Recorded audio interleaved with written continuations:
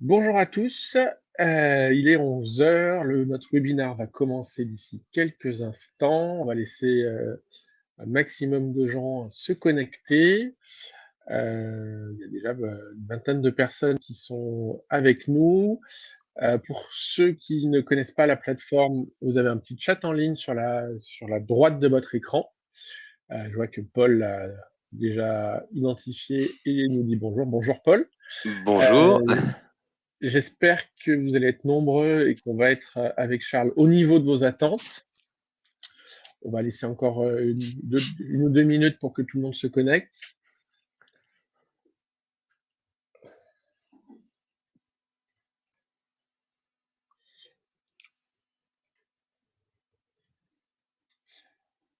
Pour faire venir, on va faire quelque chose qui d'habitude n'est pas forcément le moment le plus emballant des webinaires, c'est la fameuse slide de présentation des participants.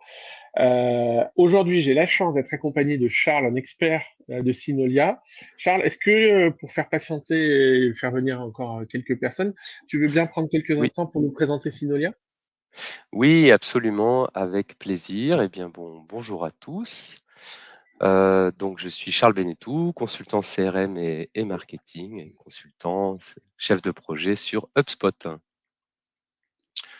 On peut peut-être avancer, voilà, pour vous Oui, présenter, voilà, succinctement Synolia.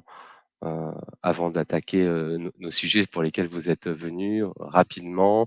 Voilà, notre vocation, chez Synolia et nos équipes ont à cœur de libérer le potentiel, comme on dit, de croissance de nos clients grâce à une plateforme de services et aussi des solutions digitales qui sont complètes et innovantes avec, vous avez à droite du slide, quelques illustrations, de ce qu'on fait donc, en matière, notamment le triptyque de la plateforme, commerce, service client, marketing et bien sûr y compris le marketing automation et puis, voilà, on fait aussi des solutions de e-commerce, de collaboration notamment. Voilà, en quelques mots et puis autour d'HubSpot, notre expertise, on peut le dire, est complète puisque, comme vous le voyez, nous faisons tant de l'audit auprès de clients qui sont déjà détenteurs de la solution que de l'implémentation pour des clients qui souhaitent adopter, HubSpot et aussi de l'intégration, SI, bien sûr, hein, à l'image d'interfaces, avec HubSpot, avec votre ERP ou votre solution, e-commerce. Voilà, pour 2 exemples un peu majeurs mais aussi de la formation, de l'assistance, autour d'HubSpot. On a plus de 15 ans d'expérience en mise en œuvre de projets CRM et on accompagne nos clients de bout en bout, sur toutes les étapes du projet et on peut dire que, en un mot, notre métier, c'est de comprendre le métier de nos clients, comprendre les process métiers et voir comment les digitaliser dans la solution étant toujours au service des métiers et des process pour, gagner du temps, gagner en efficacité, voilà, sur ce triptyque, commercial, service client, marketing. Voilà en quelques mots autour de Synolia, Benoît.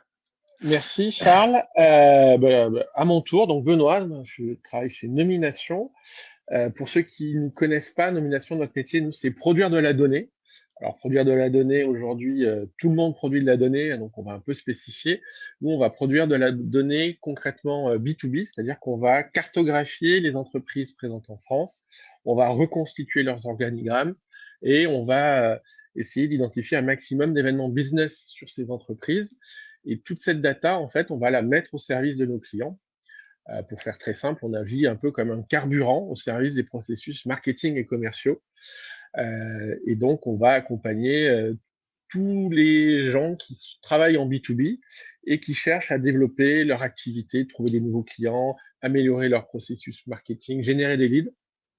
Et notre spécificité, c'est que eh ben, on, on accorde beaucoup, beaucoup, beaucoup d'énergie à la constitution de nos bases de données. Et ça se traduit par une combinaison de techno et puis aussi d'humains, puisqu'on a aujourd'hui 60 personnes qui travaillent à temps plein dans la qualification de bases de données, ce qui nous permet d'avoir un niveau de qualité qui est vraiment le plus élevé possible, et ce qu'on essaiera de vous démontrer lors de cet événement. sur nos cas d'application. Alors, on va rentrer dans le vif du sujet. Quand on a préparé cet événement avec Charles, on s'est posé la question, est-ce qu'on allait faire un cours théorique sur pourquoi, comment HubSpot peut être un super outil, ou est-ce qu'on allait faire quelque chose d'un peu plus opérationnel et un peu plus directement en lien avec des préoccupations que nous, on observe au quotidien chez nos clients. Bon, évidemment, si vous êtes inscrit, vous avez dû voir le programme, donc vous avez dû voir quelle option on a prise avec Charles. On est clairement sur une logique non pas théorique, mais on a essayé d'identifier 4 use cases, 4 cas pratiques pour optimiser et aller un cran plus loin dans l'optimisation, dans l'usage de son HubSpot en tant qu'outil marketing. Donc concrètement, on va essayer de démontrer et de passer en revue ces 4 thématiques: le calcul automatique des personas, exploiter l'actualité pour avoir des scénarios de prise de contact automatisés, activer une approche ABM. On sait que c'est une thématique assez forte en ce moment dans les équipes marketing, donc on illustrera le cas. Et puis, il y a un sujet qui est toujours majeur, qui est à quel moment je passe le relais entre les équipes marketing et les équipes commerciales. Et là, on ira parler de lead scoring. Donc l'objectif, c'est d'être le plus interactif possible. Vous le voyez à côté de notre petite tête, on a des écrans et c'est volontaire parce que au-delà des slides, on essaiera de vous illustrer de manière très concrète ce qu'on va vous partager avec des mains dedans, dans un environnement HubSpot pour matérialiser ce qu'on fait. Vous avez le chat, alors certes, il sert à dire bonjour, mais il sert surtout, si vous en avez envie, nous poser des questions qu'on essaiera de traiter au fur et à mesure. N'hésitez pas, l'objectif, c'est que ce moment d'échange soit le plus constructif pour vous. On est là pour ça. Et pour ceux qui se posent la question, le contenu sera disponible en replay, évidemment, à la fin, si vous voulez revoir certains passages ou le partager avec vos collègues. On va se lancer, Charles, avec le premier sujet, le calcul des personas. Je te laisse la main. Fais-nous rêver. Avec plaisir. Oui, alors, pour prolonger le mot de Benoît, moi j'avais à cœur de vous présenter le calcul automatique des personas, des contacts, parce que, alors bien souvent, on se fait des nœuds au cerveau autour de cette notion-là, et comment la calculer, comment la définir. Et à vrai dire, ça peut être assez simple. Moi, je vais vous montrer comment on peut administrer et rendre automatique ces personas dans HubSpot. Et puis quelques mots en amont, parce qu'avant les automatismes, il y a forcément un peu de réflexion. Mais bon, pour commencer, une réflexion, une définition plus exactement, qu'est-ce que le persona? Alors, c'est une définition que vous allez trouver très facilement sur internet, mais évidemment, dans le cadre de ce webinaire, ça me semblait utile de la rappeler.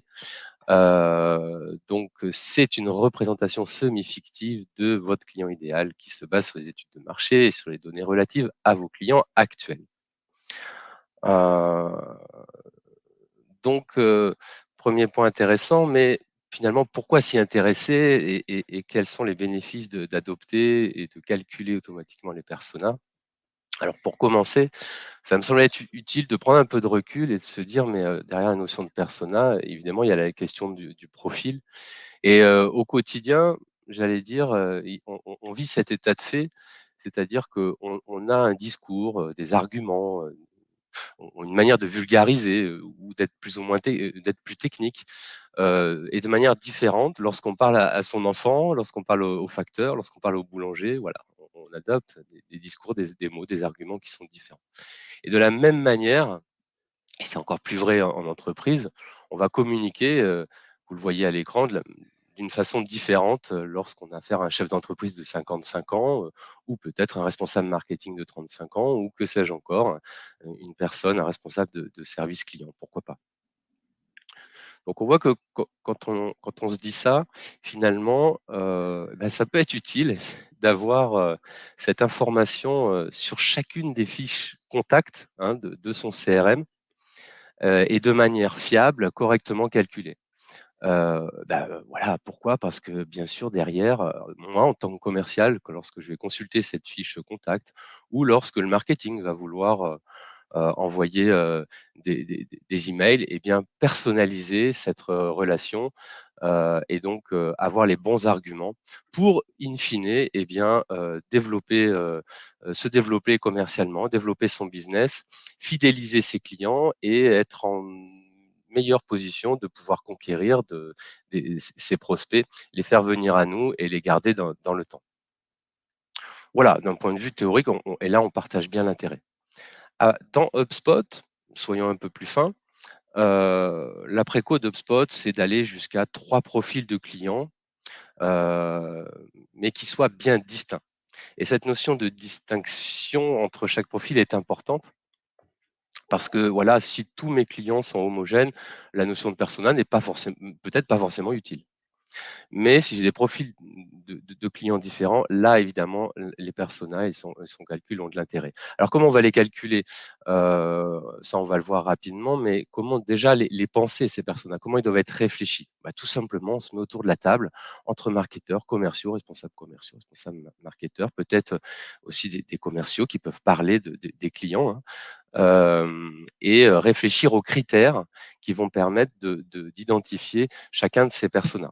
Alors ces critères, là aussi vous pourrez le voir sur internet, il y en a des centaines, mais si on les regroupe un peu par famille, ça va être des critères sociodémographiques, donc le sexe, l'âge, le niveau d'études, la profession, que sais-je encore, mais aussi des choses un peu plus fines comme les habitudes de consommation, les canaux privilégiés pour communiquer, les réseaux sociaux, voilà, et bien sûr aussi c'est l'objet de la définition, vous l'avez vu, les informations qui sont propres à votre entreprise, les affinités à votre offre, à vos produits. Autant d'informations qui doivent être cartographiées, qui doivent être partagées en interne et qui vont permettre de dessiner la carte d'identité de ces représentations semi-fictives, ces personas. Une fois que ce travail est fait et que ces informations sont bien identifiées, et évidemment, il va falloir les renseigner, les créer peut-être, ou alors utiliser les informations standards de l'application HubSpot, et voir comment elles peuvent être renseignées, soit en les captant de la personne, du lead par exemple, soit en les renseignant dans le temps. Et d'après ces informations, calculer automatiquement le persona. Alors, on va voir justement dans HubSpot comment cela se traduit. Je vais donc vous présenter ici mon écran, HubSpot. Donc, et la première chose euh, que je vais vous montrer, c'est l'administration de la donnée persona. Alors, pour cela, on va dans les propriétés, somme toute assez classiquement. Ici, dans les données contacts, on va retrouver l'information persona. Vous voyez, moi j'ai administré 3 personas, Serge SAV, John DSI, Sophie Marketing. Alors, j'ai déjà un compteur du nombre de contacts qui sont concernés par chacun de ces profils et bien sûr, j'ai pris soin, ça c'est un type important, de laisser afficher la donnée, mais de la rendre non modifiable. Toujours dans l'idée que cette donnée doit être fiable pour justement, développer correctement mes arguments en tant que commercial lorsque je suis à la fiche d'un contact John DSI, ou lorsque le marketing veut exploiter la donnée. Voilà, première chose, on administre cette information et puis ensuite, bien sûr, on va pouvoir l'exploiter, la calculer et ça, c'est un workflow qui va permettre de le faire. Allons sur mon workflow persona, calcul automatique du persona. Alors voilà un exemple de workflow avec des critères très simples. Les critères que j'ai choisis pour pas se perdre, c'est l'intitulé du poste et l'appartenance au pays du contact. Et donc, d'après ces critères qui peuvent être, on l'imagine, hein, bien plus importants, on va regarder si effectivement la première chose, est-ce que la fonction est DSI? Si c'est le cas, eh bien automatiquement, on va attribuer l'information persona avec le persona John DSI. Si c'est pas le cas, si c'est plutôt une fonction de marketeur, eh bien automatiquement, on aura le persona Sophie Marketing qui sera renseigné sur la fiche du contact, etc. Et c'est la même chose avec le SAV, avec Serge Charles, SAV. je te coupe, on a une question intéressante de Xavier. Oui, Là, tu montres que on peut allons-y. utiliser des critères sur le contact. Est-ce qu'on peut mixer des critères avec l'entreprise? Par exemple, si je veux faire DSI grande entreprise, DSI petit secteur public, est-ce que je peux utiliser ces Absolument, critères? absolument.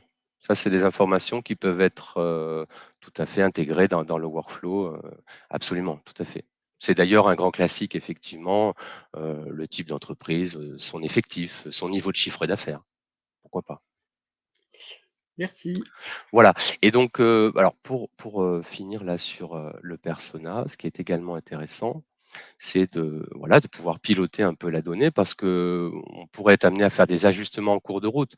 C'est d'ailleurs une des préconisations d'HubSpot pour beaucoup de choses, c'est-à-dire qu'on va, faire du paramétrage d'après une réflexion et dans le temps, on se rend compte qu'on a un déséquilibre, dans nos profils. Donc on peut, pourquoi pas, imaginer, modifier certains critères ou certains niveaux de critères. Je parlais du chiffre d'affaires, on peut le ramener vers le haut ou vers le bas, heu, voilà. Et donc, voilà, j'ai un tableau de bord avec différents indicateurs, mais j'ai aussi ce dashlet, widget, on l'appelle comme on veut, avec justement la répartition de mon portefeuille de contacts en pourcentage. Et je vois que voilà, j'ai essentiellement de- des contacts de type John DSI, avec le persona de John DSI, c'est les deux tiers de la base. Effectivement, voilà, ça correspond à mon business et c'est assez normal puisque mes clients sont plutôt essentiellement des DSI. Voilà, pour ce point autour d'HubSpot. Heu, en résumé Petite- en résumé Merci. donc, 6 étapes. La définition des personas. Alors je vous rappelle que ça, c'est plutôt, une réflexion à avoir autour de la table. Et puis après, on a ce travail-là, mais comme vous l'avez vu, c'est très, très simple sur HubSpot. C'est que du standard, ça se fait à la souris. On va renseigner, ce champ persona, on va créer le workflow. Le workflow, on le teste toujours, bien sûr.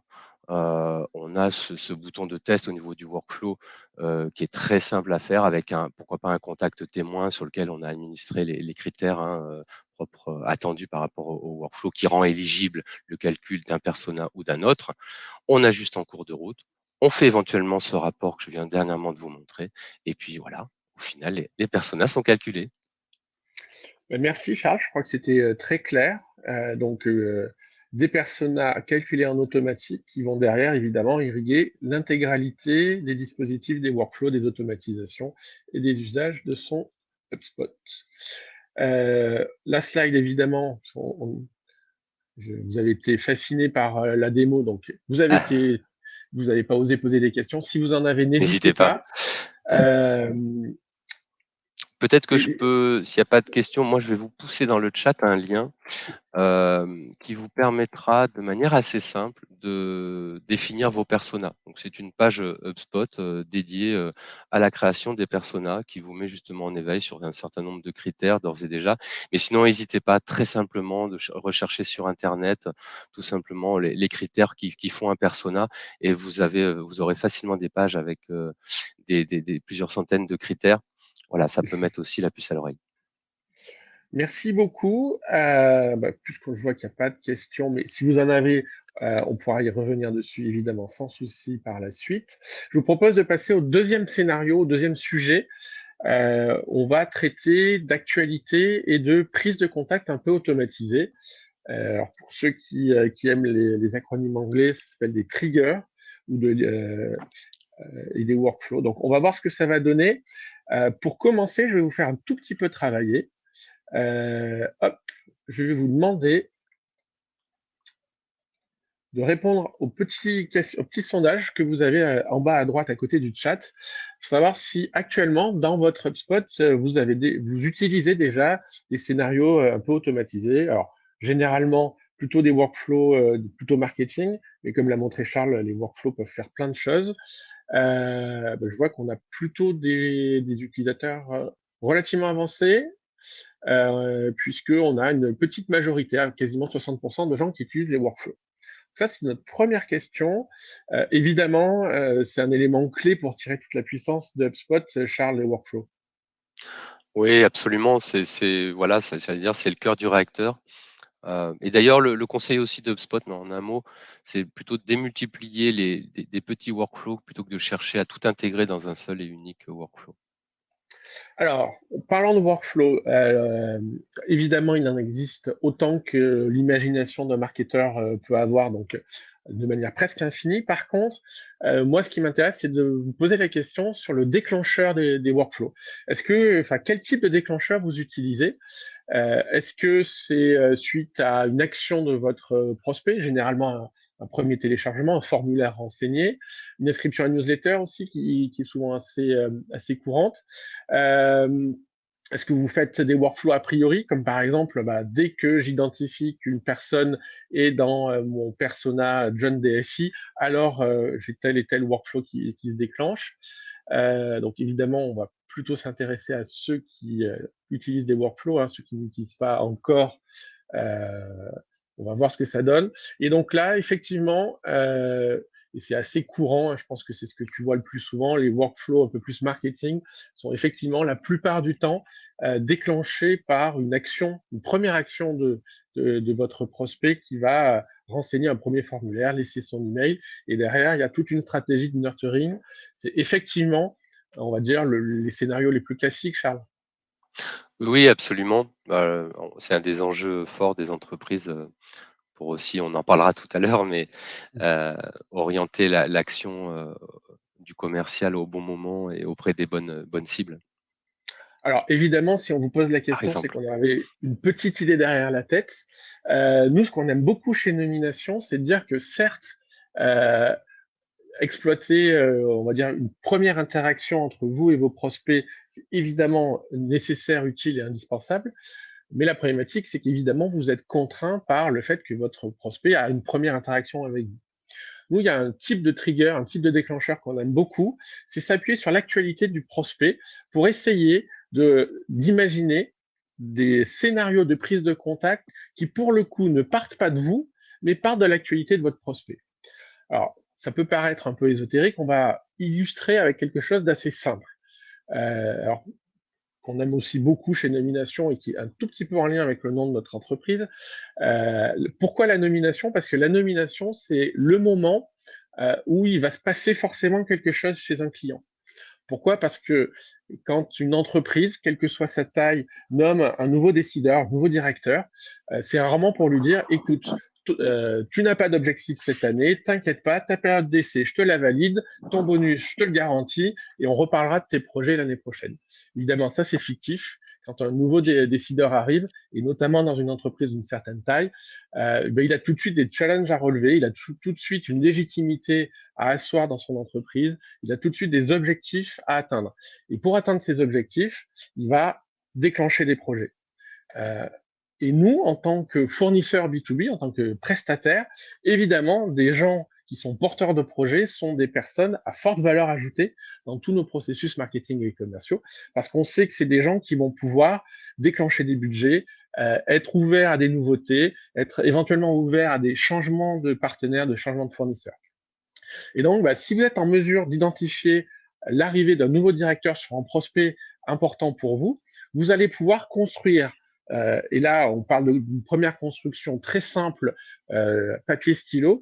Qu'est-ce que idéalement vous aimeriez faire? Si vous êtes en train de travailler un prospect et qu'il y a un nouveau directeur dans vos personas qui arrive, premier réflexe, normalement, vous dites, il vient d'où?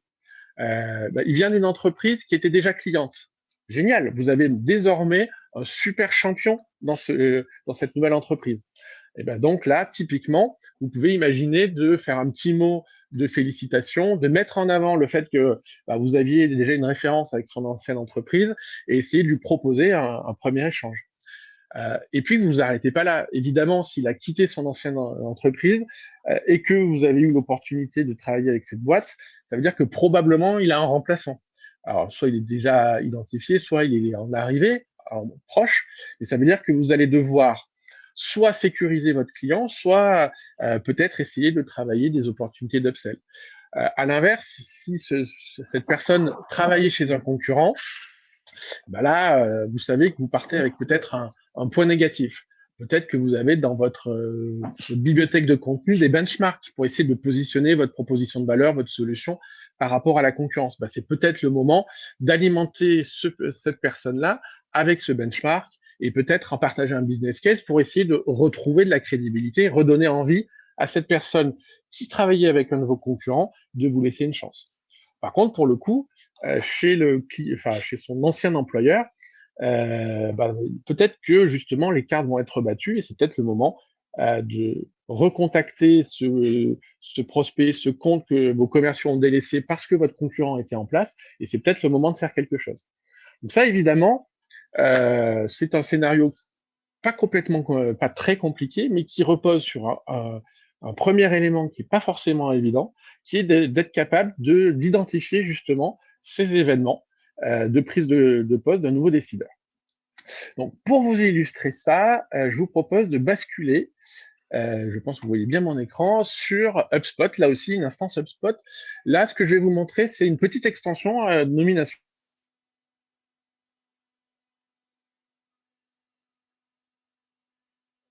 qu'on a ajouté dans le module-là qui s'appelle Business News, qui va vous permettre de gérer ce qu'on appelle des alertes.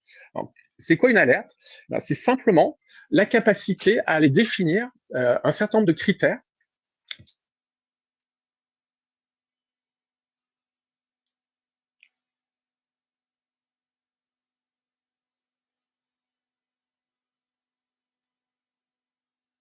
qui à la fois sur les personnes, prise de poste, des départs, des interventions en conférence. Par exemple, si vous rêvez de prospecter Sinolia, je suis sûr que l'intervention de Charles est un moment important dans la semaine de Charles. Si vous rebondissez sur sa prise de parole et vous dites bravo Charles pour votre intervention dans ce webinaire,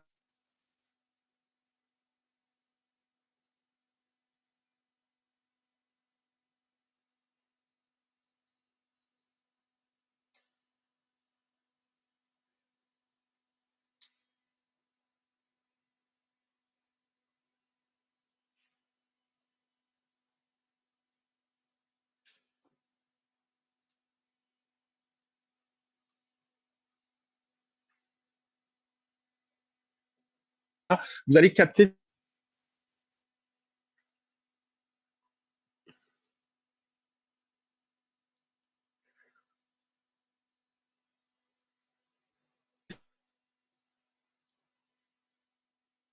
Benoît, je ne sais pas si tu Sur les nous articles entends. direction marketing. Benoît, on a eu une grosse coupure Oui. réseau à ton niveau. Ah mince. Ouais, on a perdu une bonne trentaine de secondes là. Aïe, aïe, aïe. Alors, je vais Et on a voile noire sur repartager mon écran. l'écran. Ah, merci. Je vais repartager les effets du direct, comme on dit. Alors, est-ce que... Hop, vous voyez mon écran? Oui. Bon. Alors, je reviens, je refais le pitch rapidos. Donc, on disait, vous choisissez le type d'actualité, vous filtrez par rapport aux fonctions qui vous intéressent. Donc, en l'occurrence, chez Nomination, on ne parle pas à toutes les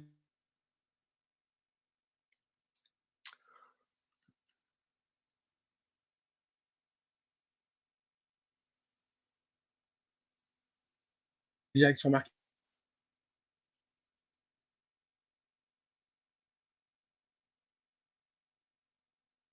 Des critères qui, de loin, Ouais, ça saute toujours, Benoît. a l'air simple, mais qui, des fois, est un peu compliqué. On Voilà, t'a avec perdu Nomination, encore, vous avez Benoît. juste à cocher la case typologie de...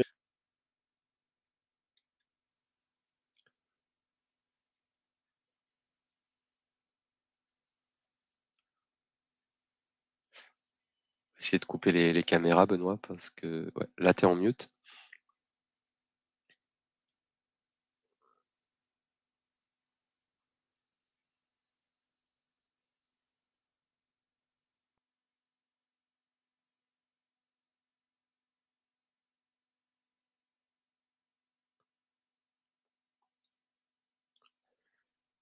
Petit problème technique chez Benoît, il va trouver une solution de retrouver vite, je suis convaincu. Désolé pour ce petit incident.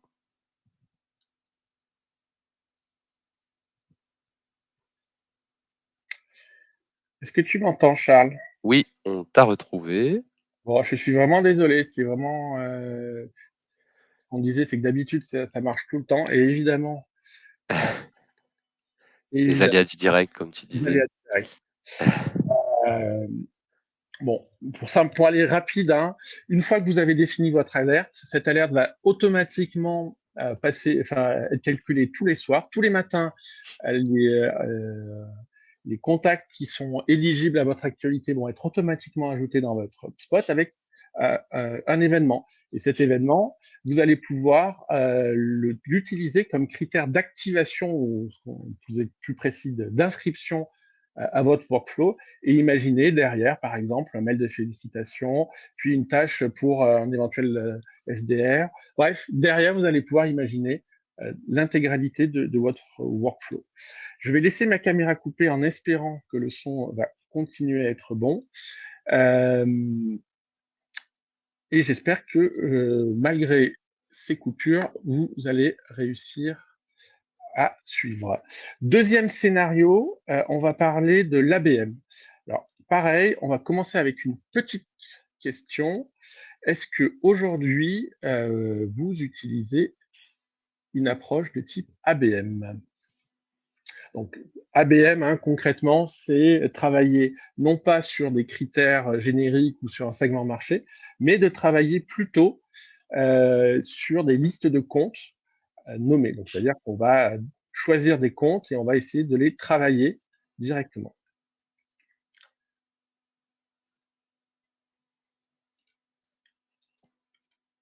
Alors, oui, à une petite majorité, mais une majorité même un peu plus forte, puisque vous êtes près de 60... Ah non, pardon, je lis mal les résultats. Donc, vous ne travaillez pas encore forcément tous avec cette notion de compte prioritaire. Alors, ce qui est intéressant quand on travaille avec une liste de comptes prioritaires, c'est qu'on va souvent générer des leads à plus forte valeur ou des deals parce qu'on va évidemment travailler sur des comptes généralement qui sont plus importants. Je vais vous poser une dernière question et après, promis, j'arrête de vous embêter avec mes questions. Quand on travaille sur des listes de comptes nommées, généralement, on travaille avec les commerciaux et on définit des noms de boîtes. Comme par exemple, moi, cette année, j'aimerais bien que le marketing m'aide à générer des leads sur le groupe Bouygues ou sur Veolia ou j'aimerais bien travailler BPCE. Donc, c'est généralement les genres de conversations que l'on peut avoir avec les sales. Ce qui est très compliqué quand on travaille sur cette notion d'ABM, c'est que quand on travaille sur des comptes, évidemment, on travaille sur des structures qui sont beaucoup plus complexes que quand on travaille une PME. Si je veux travailler le compte Synolia ou le compte nomination, c'est simple, j'ai une entité, quelques personnes à clé. Quand je passe sur des grands comptes, évidemment, on change un peu d'échelle. Donc, évidemment, la question était très orientée. Donc, oui, vous avez raison, le SBF 120, c'est plus que 120 entités. Ce qui est intéressant, c'est à votre avis, c'est combien d'entités le SBF 120? Donc là, on vous a pas posé la question, mais je vais poser la question à Charles, à qui j'avais pas préparé la question. À ton avis, Charles, sur le SBF 120, si on prend les têtes de groupe et toutes les filiales, on arrive à combien de comptes, combien d'entités business? Je te prends à froid, je suis désolé. Je serais incapable de te dire. Et ben en fait, 120 peut-être. on en a 2200. Donc, Wow. si vous travaillez une liste de comptes autour du SBF 120, vous savez que vous avez un ratio de l'ordre de quasiment x20 entre identifier des têtes de groupe et puis aller identifier l'intégralité du scope. Un exemple avec le groupe Bouygues. Alors le groupe Bouygues, on l'aime bien parce que c'est un des gros conglomérats français, et évidemment un exemple très fort de la complexité de ces structures de groupe. Le groupe Bouygues, c'est certes une tête de groupe, mais énormément de filiales. Alors, on en connaît tous certaines de manière simple, TF1, Bouygues Télécom, Bouygues Immobilier, mais évidemment, chacune de ces entités a elle-même des filiales qui font elles-mêmes des filiales, etc., etc. Et on arrive à une cartographie particulièrement complexe et avec parfois le risque de faire on va dire des erreurs d'interprétation potentiellement un peu embêtantes.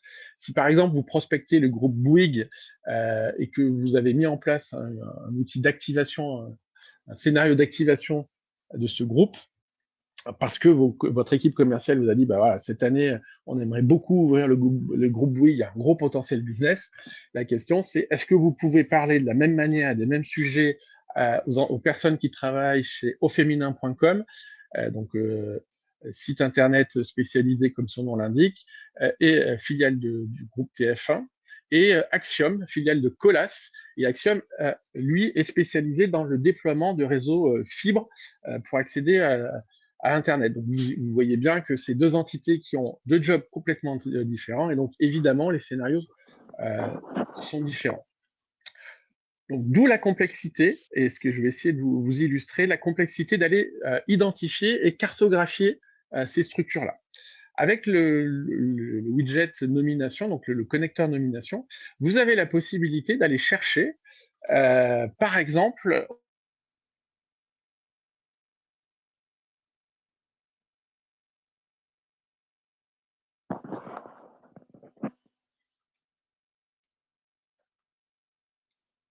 aujourd'hui, on va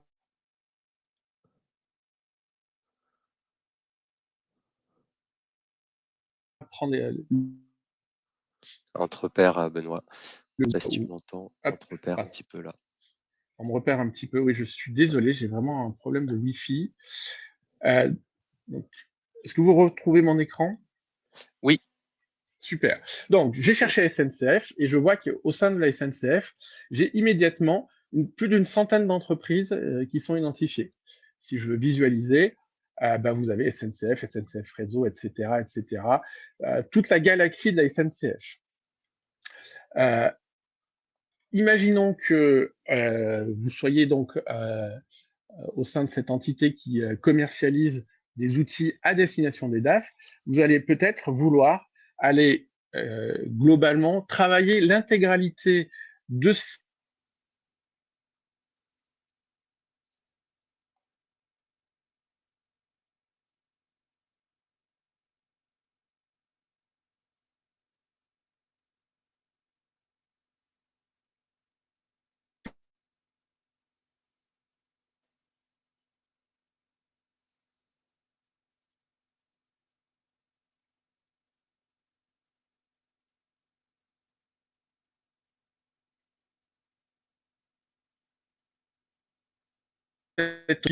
d'accroître votre notoriété, d'avoir une stratégie,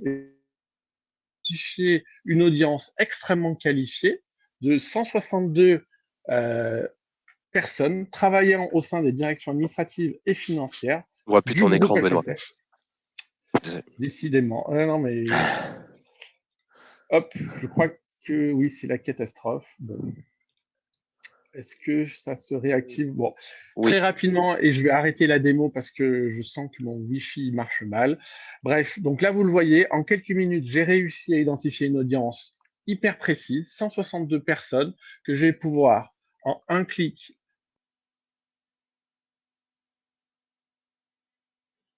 extrêmement précis, me permettant vraiment d'aller activer ce compte SNCF particulièrement complexe à travailler. Je suis vraiment désolé pour l'expérience probablement très désagréable pour notre audience. Heureusement, maintenant, je vais passer la parole à Charles qui, lui, a un Wi-Fi qui fonctionne. Et encore désolé. Merci Benoît.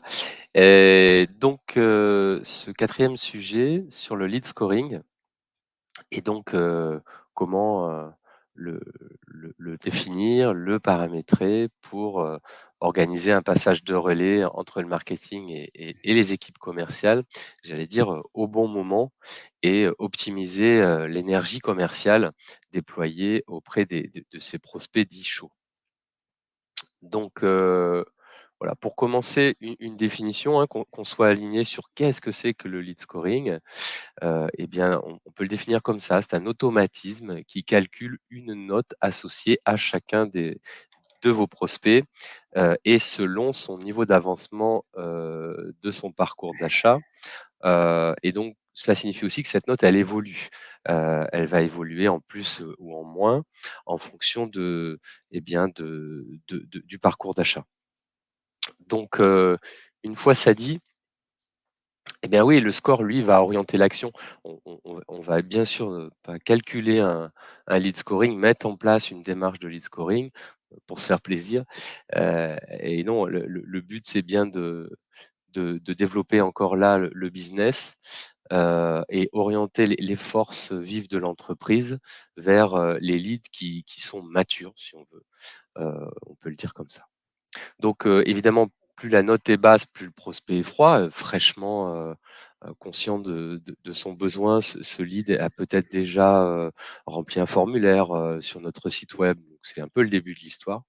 Et puis, mais une fois capté, eh ben, on imagine le nourrir, et donc via les actions marketing, c'est ce qu'on appelle aussi le lead nurturing, jusqu'à cet état de MQL. Alors MQL, c'est Marketing Qualified Lead, c'est l'état à partir duquel on considère qu'on l'a suffisamment nourri d'un point de vue marketing que, alors comme le dit HubSpot, ce lead, ce prospect a pleinement conscience de son besoin et voilà, il va être en recherche de solutions bien concrètes. Et inversement, ou en tout cas en complément, plus la note va être élevée et plus le prospect est dit chaud, hein. Et donc, une fois le MQL passé, le commercial va pouvoir investir du temps pour comprendre plus finement les besoins du prospect, le qualifier davantage, collecter davantage d'informations sur, eh bien ses besoins, sa personne, ses éléments, et autant d'éléments qui vont permettre derrière de pouvoir apporter les bonnes propositions et argumenter commercialement dans le sens, attendu. Jusqu'à le faire devenir peut-être donc SQL pour Sales Qualified Lead. Donc derrière ces notions de lead, puis de MQL, puis de SQL, on est vraiment on suit le parcours d'achat du prospect. Les étapes d'après, voilà, c'est pas le sujet d'aujourd'hui, mais telles qu'elles sont définies, hein, dans un champ, hein, soyons pragmatiques, qui s'appelle la phase du cycle de vie sur la fiche contact, qui est un champ HubSpot standard, délivré dans l'application. On va retrouver derrière SQL, les notions d'opportunité, les notions ensuite, in fine, de client, ce qu'on espère tous, faire devenir ce lead un jour à l'état de client. Évidemment, derrière cette démarche-là, il y a une volonté d'obtenir le meilleur taux de transformation possible. Ça, c'est un enjeu fort.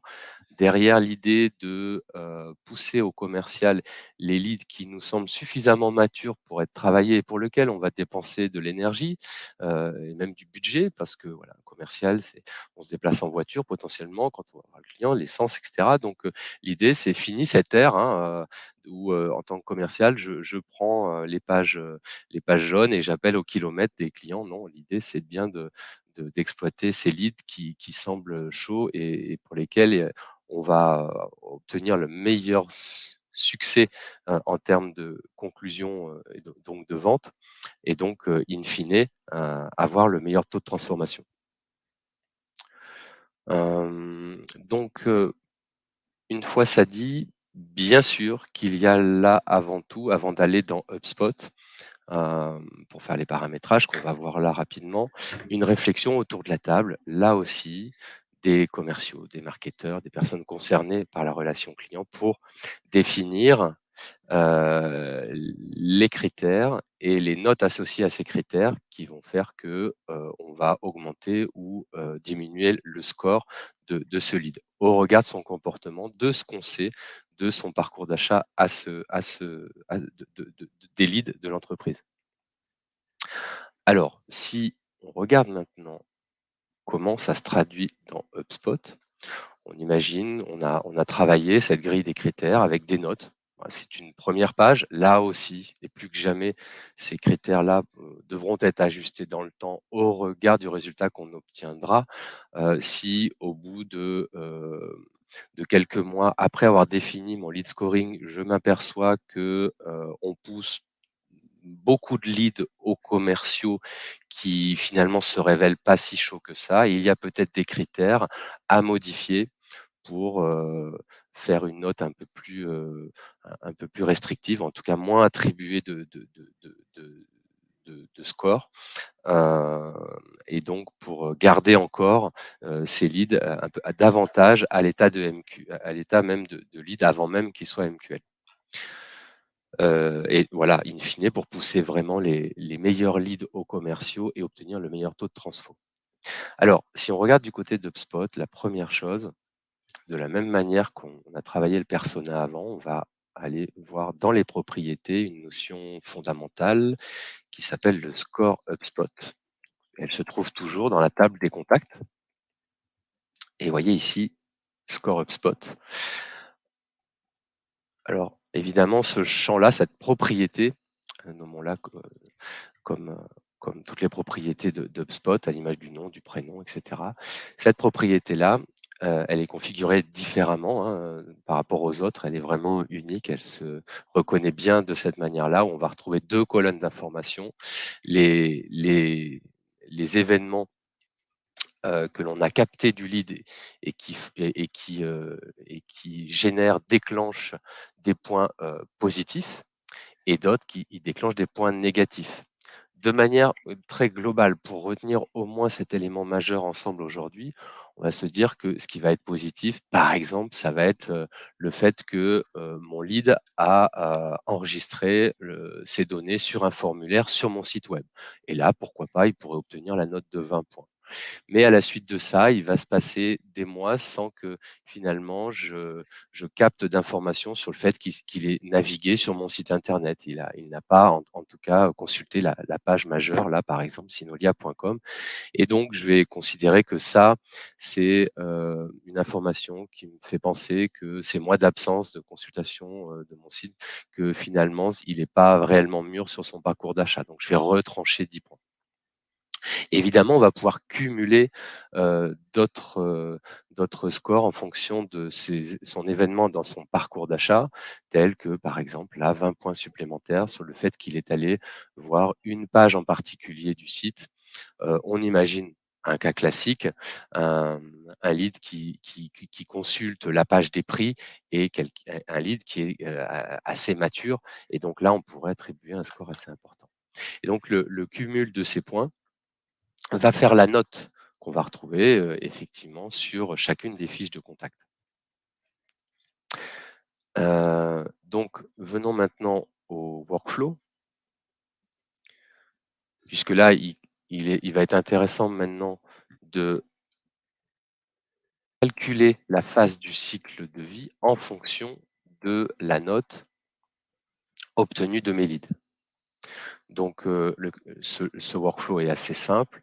Ici, je considère que dès lors que la note est supérieure ou égale à 40 et que mon lead est à l'état de lead ou abonné, avant même lead, il y a cette notion d'abonné, eh bien, je vais automatiquement modifier la phase du cycle de vie sur lead qualifié par le marketing, mon fameux MQL, et même adresser une notification à une équipe commerciale ou à un commercial dédié, si toutefois j'observe des critères qui me font dire que c'est plutôt à un commercial plutôt qu'à un autre que doit être adressée la notification. Ça peut être, bon, tout simplement, le commercial qui est en charge de gérer le lead. Donc, voilà par rapport à ce calcul au niveau du workflow. Bien évidemment, là on va revenir sur le support. En synthèse, ce qu'on s'est dit, c'est d'abord définir la capture de lead, donc les éléments à capter au niveau du lead, définir les scores, et ça c'est un des travaux majeurs importants sur lequel il faut se donner du temps de réflexion autour de la table entre les équipes dédiées, marketeurs, commerciaux, services clients aussi, pourquoi pas, pour définir quels sont les critères et quelles notes on associe à chaque critère en plus et en moins. Le paramétrage des scores sur HubSpot, tel que je vous l'ai montré, beaucoup de choses dans ces paramétrages sont possibles. On peut aussi définir une petite note, un point ou deux, par exemple, ou 5 sur une information qui a été recueillie, qui peut être aussi un peu capitale sur l'appétence à une offre produit de l'entreprise, de ce lead. Créer le workflow pour calculer la phase du cycle de vie. Et bien sûr, tester et ajuster dans le temps le score pour avoir un dimensionnement parfait de génération de leads et de leads poussés à bon escient aux commerciaux, et qui, in fine, c'est ça qu'il faut calculer évidemment, le taux de transfo, c'est-à-dire le nombre d'opportunités gagnées sur le nombre de leads collectés. Donc, voilà, donnez-vous aussi du temps pour ajuster, ça c'est vraiment très important. Ce message est important autour de cette table de score, surtout si vous avez défini beaucoup de critères pour alimenter votre lead scoring. J'ai juste peut-être un point à rajouter. J'espère que ce coup-ci, sans écran Je t'en prie, partagé, ça va, vous allez pouvoir m'entendre. on t'écoute. Enfin, appuyez-vous vraiment sur les retours d'expérience de gens qui ont déjà travaillé sur ces notions de lead scoring parce que on peut vite se perdre dans des dizaines et des dizaines de cas, de sous-cas, de critères.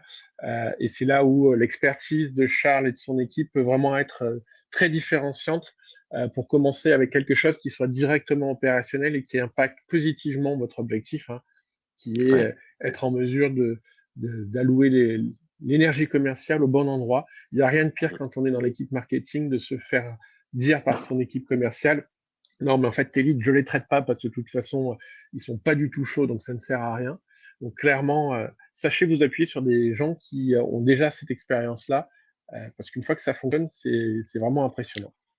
Ouais, tout à fait et de manière aussi pragmatique puisque c'est notre vocation aujourd'hui, Benoît, notre bon conseil, c'est de peut-être de commencer avec, un nombre de critères certes ambitieux mais raisonnables, quitte à dans le temps ajouter des critères et aussi pourquoi pas modifier les notes associées, à chaque critère. Complètement. Alors là, est-ce on aura des questions autres que ça va pas du tout le son, Benoît, ça bloque encore. Ah,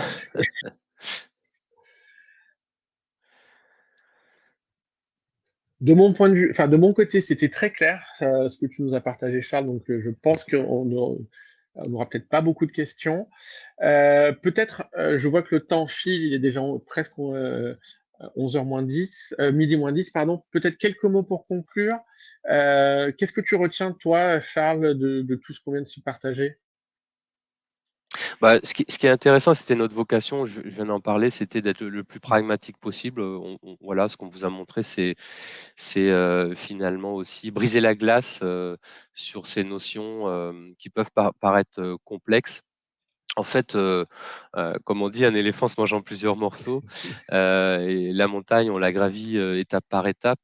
Le tout, c'est évidemment d'y aller. Les réflexions en amont sont importantes, mais on voit que rapidement, et c'est la force d'HubSpot, on peut,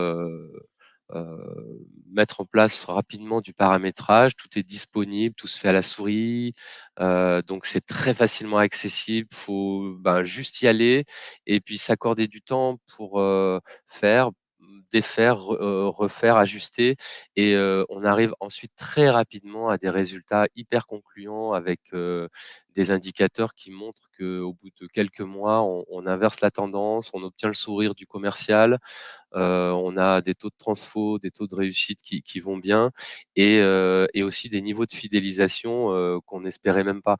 Donc voilà, il faut se lancer, et pas hésiter, quoi. Voilà ma conclusion. Je crois qu'on peut que adhérer à tout ce que tu viens de nous dire.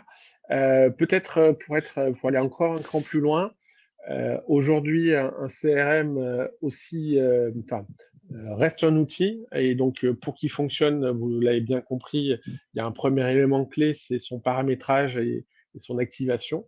Je crois que vous avez, Manon a partagé dans le chat un lien vers une prestation que vous réalisez chez Signolia d'audit gratuit. Si vous voulez avoir un point de vue extérieur et objectif sur où est-ce que vous en êtes de votre HubSpot, bah, n'hésitez pas. Je pense Ouais, que absolument. L'idée, c'est voilà, de prendre du recul, vous identifier que tout n'est pas optimum. Vous avez besoin d'un regard extérieur, en fait, tout simplement. En quelques heures, on peut mettre le doigt sur les choses qui peuvent être améliorées, définir un plan d'action, travailler ensemble, vous accompagner et voilà, encore, comme je disais en intro, libérer le potentiel, votre potentiel pour aller chercher quelques points du développement supplémentaire. les chez Nomination, on se refait pas, hein, mais on est persuadé que le contenant ne fonctionne que si le contenu est de qualité. Et le contenu est le carburant d'un CRM, c'est clairement la data. Euh, donc, si vous avez posé des questions sur l'état de votre data, est-ce que vous êtes couvrant, est-ce que vos données sont fiables, est-ce que vous couvrez bien le marché que vous voulez couvrir, est-ce que vos personas clés sont bien dans votre spot. On a aussi, nous, un petit outil qui permet de faire un diagnostic data. Pareil, l'objectif, hein, c'est d'avoir un regard extérieur et de pouvoir confronter son actif, hein, son fichier, sa base, avec un point de référence. Donc, n'hésitez pas si vous voulez poursuivre les échanges Et une fois de plus, je m'excuse pour l'expérience un peu désagréable que certains d'entre vous ont dû vivre avec ces coupures. Mais Charles et moi, on serait ravis de poursuivre les échanges. On laisse nos coordonnées. À l'issue du webinaire, donc dans normalement une dizaine de minutes, vous aurez, on va vous envoyer un petit mail récap avec un accès vers le replay. N'hésitez pas à le partager ou à passer en accéléré les moments où les écrans étaient noirs. En tout cas, merci beaucoup Charles, parce que contrairement à, je pense, à d'autres, on n'a pas été dans la théorie, mais on a vraiment été dans l'opérationnel, dans le pragmatique, ce qui était un peu notre ambition initiale. Donc merci beaucoup Charles pour ton expertise. Merci à toi, Benoît. Merci à tout le monde d'avoir participé et surtout de m'avoir supporté, de ne pas être parti trop vite à cause de ces problèmes de Wi-Fi. Je vous souhaite une bonne journée et puis à très bientôt. Au revoir. À bientôt. Au revoir.